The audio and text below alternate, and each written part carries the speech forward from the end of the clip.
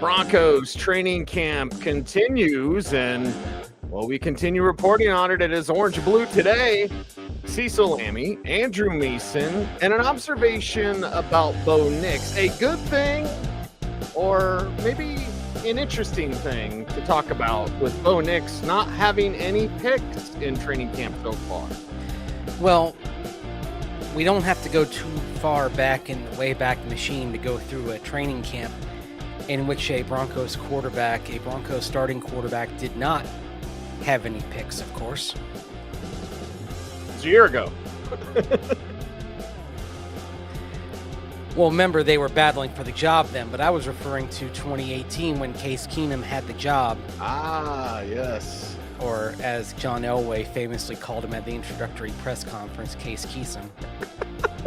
I mean, that should have been a sign right there that the first press conference when you're introducing the new quarterback and he butchers the surname. Not good. Not great, Bob. Yes, exactly. So and Case Keenum went through that training camp with no interceptions, and I think everyone had a little bit of a false sense of hope. And then the first regular season game, there were 3 picks. Yeah, and last year, Bo Nix, I believe, didn't have any picks in training camp and then came out the beginning of the season and threw picks. Now, fortunately, you and I on this program were saying, like, everyone just, stay calm. Yeah. Stay calm. He's learning out there. And Peyton Manning will tell you, hey, practice is the time to throw picks. So let's have a discussion perhaps, very few of us out there could have, Mase. And you and I are going to kick things off of like, all right, no picks from Bo. Maybe a couple of close calls. Concern or no? Well, it depends on the pick. I mean, there's an old cliche you hear, every interception has a story, right? What kind of interceptions are they? Are they the interceptions of just it's a bad decision, and is there a pattern of bad decisions? Are they interceptions when you're in move the ball and you're trying to drive downfield and the situation is, okay, you've got to score a touchdown here and it's 3rd down or 4th down, you're trying to force it down the field? Is it an interception where you're trying to figure out what kind of passes that receiver can handle? Are you trying to determine, can they get this ball in tight coverage or not? Right? That's another thing. That was with Peyton Manning, those were some of his interceptions in practice. Figuring out, okay, what sort of window does this receiver need for me to get him the ball? So, especially that first year, he'd be throwing it to the late Demaryius Thomas. And, okay, some of this is, okay, what kind of window do I need for DT? Well, it turned out he needed a window like that, basically, because DT was that good in tight coverage. Yes. So, there's some of that going on. Now, that being said, we would not be having a discussion about Bo Nix having not thrown an interception in training camp if during one of the red zone periods, Chris Abrams-Drain had hung on to a football that was in his hands. Because that was an interception. Squarely in his hands, and he dropped it. Yes. Chris Abrams-Drain has had a very good camp, but that was a moment he wanted back. Right. So let's just kind of say that right there. There have been potential turnover-worthy plays for Bo Nix so far, and that's okay. Like, that's fine. Against a defense that is playing well, that's going to happen. But Bo Nix, hey, he's had good moments as well. I mean, I think training camp kind of was encapsulated today by the back-to-back 3rd down periods. There was a 3rd and short period where the defense dominated, and then a subsequent 3rd and long period where the first team offense got the better of the first team defense. So you'd think it's kind of interesting. 3rd and short, it was the D dominating. 3rd and long, a little more yardage to work with. Forcing it downfield a bit, that was where the offense actually shone. Yeah, what a great day and a fun day of practice. I suppose my thoughts on Bo Nix not throwing picks is merely this, Mase. Close calls, dropped interception, and a tipped ball that could have been picked. Again, every interception has its own story. But I think there's this fear mongering by some, not us, that it's like Bo Nix is just a check down merchant, Oh and gosh. he's attacking downfield when it's there, but he's making the right throw most of the time. He's attacking where the defense is soft. Sometimes that's going to be a dump off. Sometimes that's going to be over the middle. Sometimes that's going to be a deep shot. And he sailed one over Cortland's head today that I saw. There's been other plays where, some of those deep throws were a little bit off. But if you look at everything that he's done, I don't watch Bo Nix in camp, and you have a better vantage than I. But I haven't seen Bo Nix this year and thought, oh, God, all he's doing is checking down. That's a tired and old narrative. No, I haven't seen that at all. I mean, I'm seeing him step up and get downfield. I mean, I'm looking at that third and long period, for example, and seeing him step up and hit Cortland Sutton for a 13-yard gain on 3rd and 7. Like that's pretty good. I'm seeing him, I'm seeing him move the chains. I'm seeing him spread around. I mean, and I'm seeing him get it downfield. Now, we haven't seen him with the type of deep shot that Jarrett Stidham had to Troy Franklin a few days ago. Or, again, to bring up Troy Franklin, Sam Ehlinger had to Troy Franklin. But you could argue that Sam Ehlinger-Troy Franklin throw wasn't exactly the greatest throw decision because it was in double coverage. In fact, the two Ehlinger deep shots, both of them maybe weren't the best decisions because both were into heavy coverage and they were throws that had a lot of arc under them. I'm talking not only about the Troy Franklin throw, but a few days earlier, the one to Jerwan Newton. And those were more incredible plays by the receiver to adjust, turn back, and make the catch in traffic despite the defenders. So, I mean, some plays it's more the QB, some plays it's more the receiver just making an incredible play. Those were both, if you're giving credit, you're giving more credit to the receiver on those. Yeah, you're giving credit for the receiver bailing out his quarterback, but it's looking like more and more Bo Nix and that timing. That's one thing that's been not necessarily alarming, Mase, but you just see him changing plays. Yeah. We had talked about it during the day, and Dover and Cecil of like, hey, Sean Payton just is free and okay. No stop in practice. No like, hey, don't run what I called. This is Bo Nix seeing what he needs to see, adjusting what he needs to adjust, and really running the offense. I'm not saying Jim Kelly call his own plays, but this is a guy that obviously has carte blanche from his coach to be like, okay, change something if you see something. I mean, you're hearing, kill, kill, kill, like when he doesn't like something. This is where you see the confidence and control of knowing this offense. You're seeing that manifest. That's where he looks really comfortable in a way that he did not look comfortable at this time last year in terms of getting to the line of scrimmage, seeing a look, and then quickly making that adjustment. That's where he's come a long way. That's sort of what he was alluding to a couple months back when he talked about how he's not thinking about his footwork. He's not thinking about his drops. He's not thinking about how to spit the play call out in the huddle, and he can then focus on what he's got to do reading a defense pre-snap. So his brain isn't cluttered with all these other things because those are happening without thought. These things have become ingrained behavior. They've become habit, and now he can just focus on diagnosing a defense. Yeah, and just think about what last year less thinking did for the Broncos defense. Like when you don't have to think as much because it's just natural and you're out there reacting and you're analyzing. I believe your number one attribute for a quarterback, it's not the arm strength. Oh my God. If we were to rank them 1 through 5, I'd probably put arm strength 5. To me, it's anticipation. Know where the defense is, anticipate what they're going to do, know where you need to go with it, and do all of this, before the ball snapped. I mean, that's why great quarterbacks are so hard to find, right? I mean, the skill set. Because you can have that, but if you don't have leadership skills, if you don't have intelligence, if you don't have the quick processor, if you don't have the ability to ingest information and apply it, it doesn't work. I mean, you're absent one of those things, there's going to be a ceiling on you as a quarterback. You can have all of those other things. If you don't have leadership attributes, then you're going to be an average quarterback. You won't be able to get everybody to follow you. I mean, there's so much riding on the position, and it is so hard to find the right person for that position because there are so many skills demanded of it. Mm-hmm. And not and some of them are pretty disparate because you have to throw the leadership angle in as well. I mean, that's the thing. You have to have personality.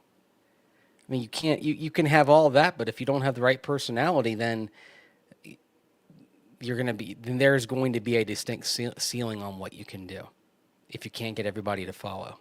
I mean, there are some examples of that in the NFL. Like, I mean, I to kind of throw out a name there. I mean, Jeff George would probably be a good example, right? Like somebody who had all those types of tools, but he struggled to get everybody to kind of follow him. Like, for whatever reason, his personality didn't quite click. But he had all those other things, including the absolute hose of an arm. Cannon. He cannon. But he had the processor, and he had the ability to anticipate. He had all of those things. But he lacked kind of the intangible as far as kind of leadership went. Yeah. And you definitely see it out there on the field, Mase. Let's talk about an energized practice today. What word would you use to describe? And Zach already said it. I will ask you for permission, Mase, because we like to follow the rules on this show. Yeah. Zach said what Malcolm Roach said. We're actually not supposed to reiterate what we hear players say. Yeah. I'll allow you to give me permission. Then we can just blame Zach if we get in trouble. But like, there was a run from Audric Estime that elicited Malcolm Roach. You had talked to Marvin Mims. You put it up on your Twitter X about Marvin Mims talking about Malcolm Roach talking all the time. Like, this was, I would use the word spirited. How about you? How would you like to describe today's very enthusiastic practice? Spirited is a very good word to describe it, I would say. By the way, I actually did not hear what Malcolm Roach said because I was at the other end, because that was during 9-on-7. Okay. And so I was at the other end watching one-on-ones. So I only heard about it. So I don't know exactly what he said. But I do know what Marvin Mims Jr. said after practice. And that sort of got a reaction. Here's Marvin Mims Jr. when he was basically asked just about the chirping in practice. He wasn't asked about Marvin Mims Jr. Marvin Mims Jr. was not asked about Malcolm Roach. He was asked about the chatter in practice. It was Marvin who brought up Malcolm. Yeah, I mean, it's just Malcolm Roach. I mean, I sit next to him in the locker room. The guy doesn't shut up. He's talking crap to receivers. It's like, dude, like, you're a fat guy. Like, go worry about that. Leave me alone. But, no, we're always going back and forth. But with him, it's just a whole nother deal.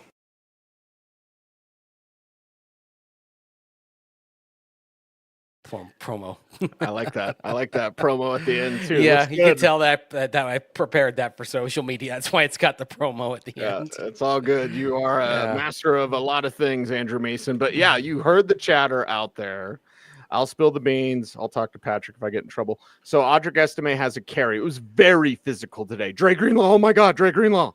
So Lavelle Bailey. Yeah, Lavelle Bailey twice.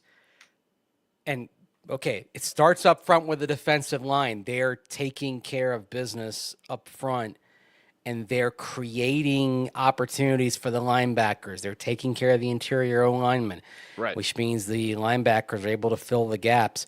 And so once against R.J. Harvey and once against Audric Estime, Lavelle Bailey filled that gap, and then brick wall. Yes. Both times. Yes. Looking good out there. Mm-hmm. Yeah, Lavelle Bailey, he is taking this opportunity and sprinting with it so far in training camp. Yes. It's impressive. Good for him. Yes. And it makes us feel a little bit better about that ILB spot with Alex Singleton banged up and, of course, Drew Sanders as well. So Dre Greenlaw hitting like crazy. DJ Jones throwing his helmet in excitement because, as you mentioned, the defensive line stuffing the right. DJ Jones was just stuffing everybody. Estime did get one where he ran over a player, 55. I have my roster. I should just look. Jordan Turner, I believe. Yes. There's Jordan Turner and J.B. Brown, 50 in the 55. Jordan Turner. So he runs over Jordan Turner, And Malcolm Roach says, took him 3 years, but he finally decided to run over somebody. Yeah, that was the comment. Yeah. Not 3 years. I mean, this is his second year, but still. Yeah. That was the smack talk you're sharing, huh? Yes. Yeah. So Roach being pretty excitable out there, but you did see this back and forth as you mentioned, with third and shorts being won by the defense, third and longs being won by the offense. But there was this physicality, nothing over the top. They got right to the edge. I thought we'd see a scrap. That one to J.K. Dobbins where they knocked him down and he's John. J.K. was going at the defense. DJ's going at J.K. And I was like, are we going to see a scrap? And then we didn't. So they went right to that line. The scraps usually happen on like the Thursday. That fourth straight day. That's where you start. That's where you get the guys starting to get tired of hitting each other.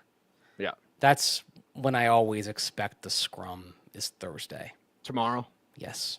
Okay. So that's when I go on alert for a fight. Yep. Keep your antenna up because it could happen as soon as tomorrow. But of course, then Sean Payton may also anticipate that, and he may throttle it back and say no pads. Yeah, practice a little bit longer, Mase. That was buzzing around. When did you pick that up this morning? Because that'd been buzzing around, fairly early. Like, hey, they're going to go a little longer today. I kind of went by what they did last year, and I knew that this was going to be a long day. That was what I leaned on. Kind of okay. He tends to keep the same schedule year to year. So I knew that this Wednesday practice had gone long last year, and so I thought, okay, we're going to go long again. I was prepared for that. I was prepared for a 12:30 day. I think probably a good thing to see like what tomorrow is going to look like as well. Right. And I have a way of finding that out, Cease. Looking at last year's practice? I can go back and see because I got a handy-dandy way of doing this because... It's your practice reports. Well, not just my practice reports. I can kind of go back and see... I can go back and see like when press conferences were. See? Ah, very good. Very good. And like we can, for example, so like the corresponding day, because it would be a Thursday, right? Yep. So the corresponding day would be... So it would be 2024 calendar. So we'd be looking at Thursday, August the 1st. Okay. So August the 1st. And let's see. Sean Payton began talking at 12:23. Okay. So that would... And what time did we end up wrapping today? They ended at 12:25 today. So it'd be about the same. So 12:23. So that would mean a little short. If he goes by the schedule he did last year, that would mean it would be a little shorter tomorrow than today. Okay. So just kind of for reference there, because of course you have to take off a few minutes. Now they went longer on Friday, August 2nd. He didn't talk until 12:33, and then they went shorter on August 3rd on the Saturday. So Friday was longer than Thursday, and then Saturday was a shorter day. So let's see if that holds up. Okay. We'll see if Sean Payton's schedule, he must have some sort of just internal clock. Yeah. Where he's like, I know we're going to do this. I know we're going to do that. But, hey, it's working. And today led to that physicality that we saw out there. And as you mentioned, defense dominating. But I do love the balance, man. It's not just, man, this offense can't do anything. The offense fights.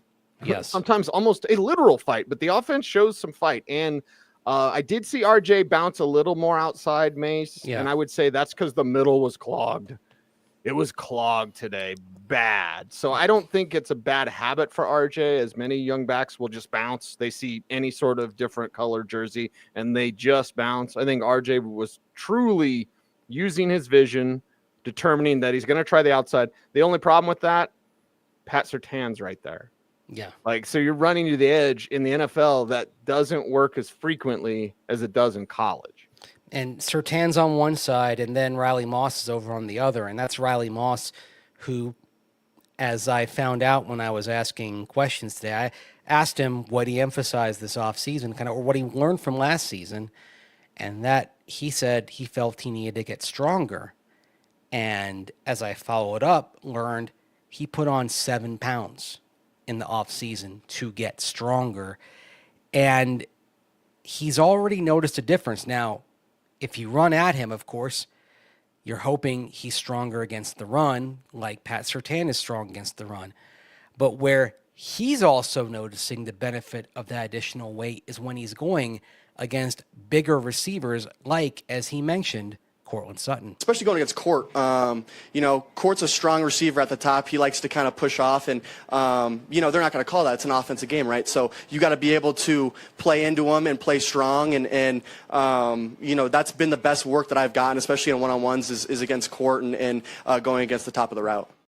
So, obviously the thing you're also hoping for Riley Moss this year is good health, because he's had multi-week injuries, of course, in consecutive years. He had the injury in training camp back in his rookie season that really torpedoed his first year and put him behind the 8 ball.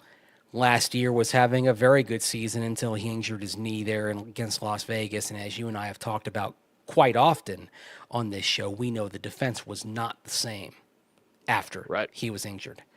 The impact was pretty profound. So he's been one of those guys that has had a very good camp. He has responded very well to the challenge of the Broncos drafting a first-round pick at his position. That's the kind of thing that some guys don't necessarily handle very well.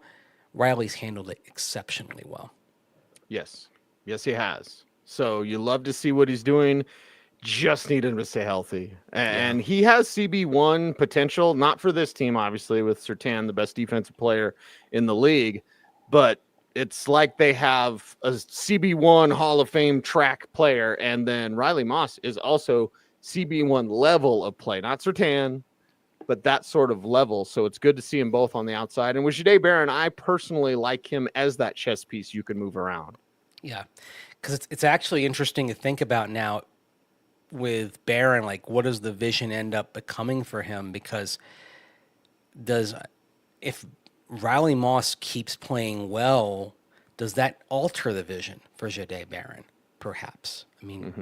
So Barron, by the way, I thought had his best day.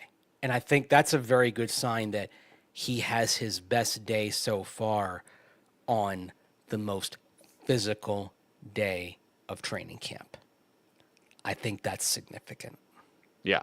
That's when, guys, you don't shy away from that sort of attitude, that you just kind of realize what's happening. Going over your practice tweet, Mase, before we get to Allen, Roach, Cooper, Bailey, more Bailey, and Benito, let's hear a word from our dear sponsor. Today's episode of Orange and Blue Today is presented by Ramos Law, the official injury law firm partner of the Denver Broncos. Ramos Law was founded by Dr. Joseph Ramos, an attorney and ER doctor, to provide exceptional care to those injured in accidents. With a unique understanding of both medicine and law, the Ramos Law team is built to fight for you every step of the way. Experience the Ramos Law difference. Contact them today at ramoslaw.com. All right, Mase, looking at your Twitter right now, and everyone watch your practice reports as well, all up in the videos. Allen, Roach, Cooper, Bailey, and Benito were all beasts today. And Coop is one of those guys, and I'll raise my hand, Mase. I think we need to talk more about Jonathan Cooper. I think we all need to talk more about Jonathan Cooper, because in what he does, you cannot ignore his presence in turning the run back inside and getting pressure on the quarterback. No sacks officially, of course. It's damn training camp.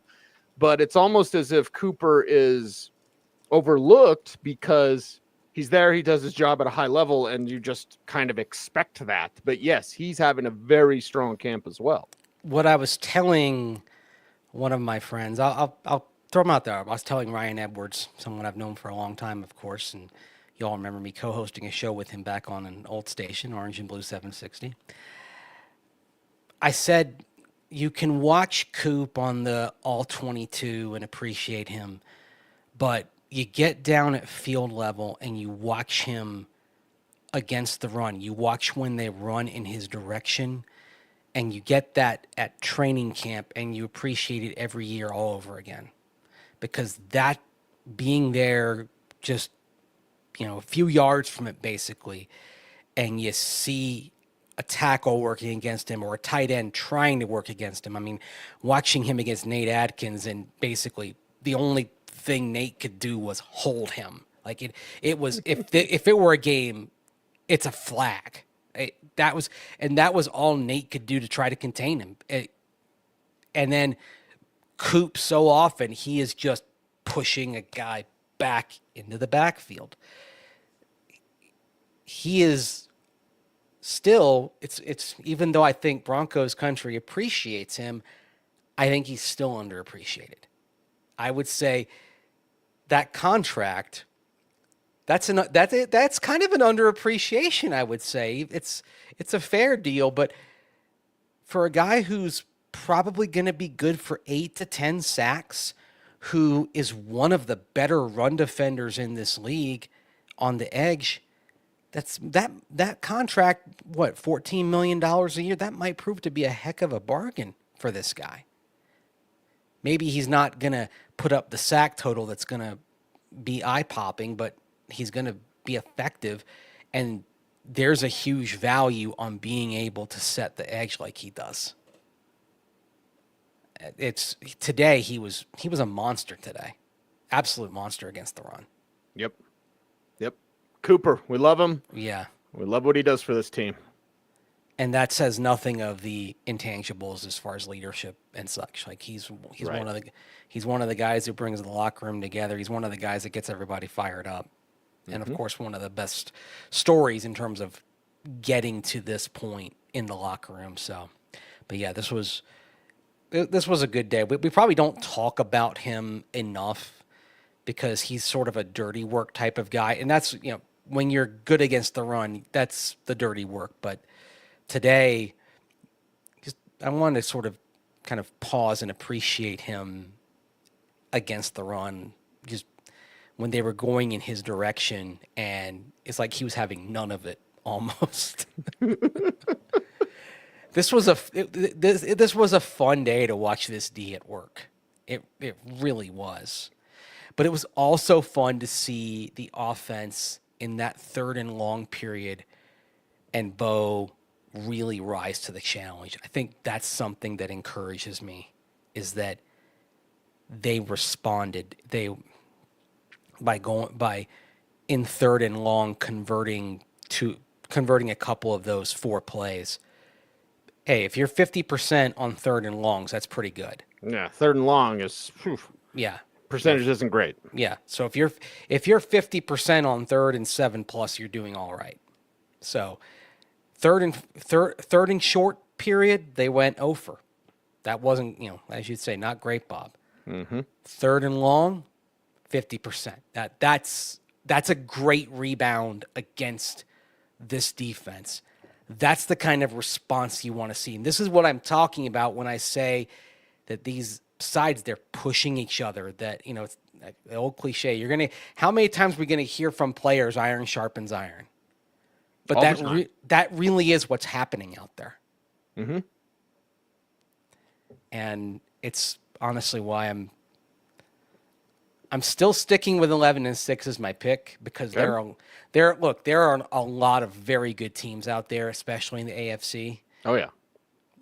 And the schedule is daunting, and they got a bad draw in interconference play by having to go to Philadelphia and to Washington and having their NFC East games at home be Dallas and the Giants. It's just how the schedule rotation fell, unfortunately. Just sometimes you get that bad draw. It is what it is.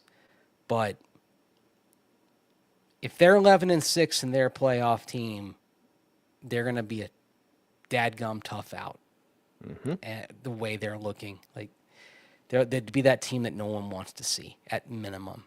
Yeah. This is looking like a very good football team. But it's early, and a lot can happen. There are a lot of plot twists left in this novel. All we can do is tell you what they look like today. We're not fortune tellers. All we can do is tell you what they look like today. Today, this looks like a very good football team. Today was also a good day for Audric Estime, as we've mentioned, and Blake Watson. He had a good run that I saw, at least. It was great. The wall wasn't in front, and it wasn't in front of me today. He had 2 really good runs today. I saw one of them. Okay, and yeah, I liked it because, again, Mase, I'm going to repeat myself, inside out. Yeah. It started on the inside. He cuts it to the outside, and he turns on the speed. I mean, the opportunities have been scarce for him the way that the reps have been going. But, I mean, all he can do is take advantage of the reps he's getting. The skill is there when he gets the shots. So what I'm hopeful for Blake is that by showing that he gets a few more, say, on Thursday and Friday. And that's that one thing that Sean Payton has shown is that if you flash like that, he'll give you some more chances. Mm-hmm. So I would not be surprised to see Blake Watson get a few more reps the next couple of days after the way he looked today. This was a pretty solid day for him. Yeah, good day for him. And, of course, we've got joint practices, we've got preseason games to continue to impress. We did have a comment. Lorenzo chimes in, hey, guys, just jumped on. What happened with Vele and Robinson not practicing? We don't know the injuries yet. Sean Payton didn't talk after practice. So we don't know yet exactly what those injuries are. So hopefully we'll get some clarity tomorrow. But, yeah, that neither of them were out there. So we'll see. We're fixing to find out, as Gary Kubiak would say. Right. And training camp policy, they don't really have to tell us much of anything. Yeah. So it's different from the regular season. Yeah, I think what happened with Sean Payton was he got caught up talking to Emmanuel Sanders, and then by the time had passed, he had to go in and get on other stuff. And so, just way led on to way, and that way led to not answering questions today. Yeah, you get it with Sean sometimes, right? Yeah. Usually by plan, but sometimes also just by happenstance. Yeah, Emmanuel Sanders did play for him, don't forget. He played for him down in New Orleans. There's that story about how he had to get Emmanuel 4 catches to get him to a level on the bonus at the end of the season, and he did that, and then Sanders came back to the bench, and Sean Payton's like, whoa, no. You're playing the whole game. Get back in there. This wasn't just to get you the bonus. It was the last game of the season, and it was like a throwaway game, meaningless game. I want to say it was against Carolina, and he's like, no. You got the bonus, but you're playing start to finish in this one, buddy. That's awesome. Yeah. Oh, man.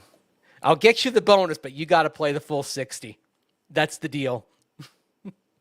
Sounds like a country song. Mase, we would be remiss if I didn't ask you about special teams. Because in your report on Twitter, you said Crawshaw, beast.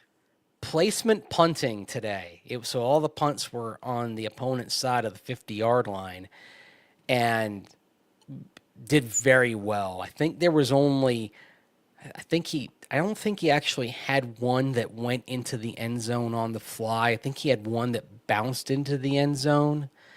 Everything else was either caught or downed or went out of bounds. He only had one bad punt in that period. There was one that just went, it didn't go off the side of his foot. It just went left. It went high and sailed out of bounds. I actually got it right here in my notebook. Let's see here. I actually have all the hang times noted in here today. Of course you do. Let's see, 7:30. It's great video here while I'm going through this. Yeah, there it is. The hang times for the period. I mean, just to kind of go through some with you had 5. There's a 4.83, a 5, a 4.8, 4.78, 4.70, 4.90, and these are all punts. Again, he's in opponent territory, so these aren't long punts. Most of these punts, distance-wise, are like 35, 34, 37 yards, but they're sailing in the air forever and they're coming down inside the 20. In other words, he's doing his job. This is what they're asking him to do. But then it hooked out of bounds. I couldn't tell you how long it was because it went out of bounds the far side of the field, so I can't really judge how long it was. I'm guessing it probably would have been ruled out of bounds somewhere around the 25-yard line or so it was not a good punt. Then he followed that with a absolutely perfect 41-yard line punt that would have been the line of scrimmage for coming out of it at the 2-yard line. So it was interesting. He followed his worst punt with his best punt in the period. Again, sort of like the offense, the first team offense got absolutely punked in the 3rd and short period and then came back and did very well in 3rd and long. Crawshaw's worst punt was followed by his best punt. You like to see resilience. That's another quality of a very good team is resilience. Yep. I will quote Randall Park in one of my favorite movies, Always Be My Maybe. Bounce back. Bounce back like a tennis ball. I won't spoil the movie for you, but everybody watch it. And Keanu's in it, so it's awesome. But anyway, Whoa. Mase, that might have been the first time I've heard you do a Keanu impression. I spent a lot of time around you, young man. That's very, very good. Was it good? Did it work? Whoa. It works. Whoa. It works. It's Bill and Ted Keanu, like right. 69 dudes. Whoa. And then play the air guitar. The Iron Maiden. Mm-hmm. Wild Stallions. If you're of a certain generation, us, yeah, you'll remember. Gosh, can you believe that movie is 37 years old? I just remember George Carlin in the second one, and the first one. He's in both of them. Yeah. St. Nicholas High School football rules. All right, Mase. We appreciate everyone pushing us to 20,000 subscribers here on YouTube. We're not there yet. How are we? We're not there yet. I think we're about 500 away. Buzz on the street. Word on the street is we're about that close to 20,000. I want 100,000. Big goals, big dreams. I just want that plaque. I want that YouTube plaque. Yeah. So, and I said it on air. I said it on this show. I'll say it on any show. YouTube will take over so that you're doing a YouTube show that happens to be on the radio or a YouTube show that happens to be on TV. That's where it's going.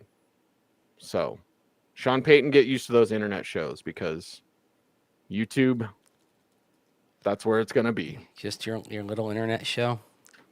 That's where they aren't they all little internet shows now? I mean, pretty much. Yeah. Isn't everybody on YouTube now? Yeah. So that kind of what it is now. It's what it should be. If you're not on the internet, if you're not on YouTube, where are you? Do you really exist if you're not on YouTube? It's like observation. Yeah. I mean, it's like I've noticed the thing with my daughter that she tells people is that, oh, my dad's on YouTube, and that's radio does not move the needle. YouTube moves the needle when she says that. Yeah, how many kids her age listen to the radio? Yeah, radio. What's that? That's from the olden days. YouTube is the thing. Yes. And then someday YouTube will be the olden days. What's next? Yeah. Holograms. Hologram. Me and Mase sitting in your living room with you, doing our show with you, and you're sitting there next to. And I'm not kidding. That's what the forward thinkers think will be next. It'll be a hologram version of you and me sitting there doing our show in someone's living room. That's kind of frightening. I'm not sure I'm ready for that. Okay. We might be retired by then. Maybe. I think this is enough. I think this is all anyone wants of me. I think this is the limit of what people want of me. We want more. We want more, Andrew Mason. That's why tonight, programming note, 9 p.m., more of Andrew Mason because you talked to Dondrea Tillman. Yep. The Adam Troutman interview did very good on our channel. Make sure to check that out if you haven't. The full interview available with Dondrea Tillman tonight, 9 p.m. Mountain Time. That is Andrew Mason right here on our Denver Sports YouTube channel. Yep. So, Mase, we appreciate everyone. How can they help us out as we continue to grow. Like, Comment, share, subscribe, hit that notification bell. so that you never miss a vid. That's right. He's Andrew Mason. You follow him on all the socials at Mase Denver. I'm at Cecil Lammy saying OBT's BFD. Thank you very much for watching. Stay tuned, and would you please stay frosty?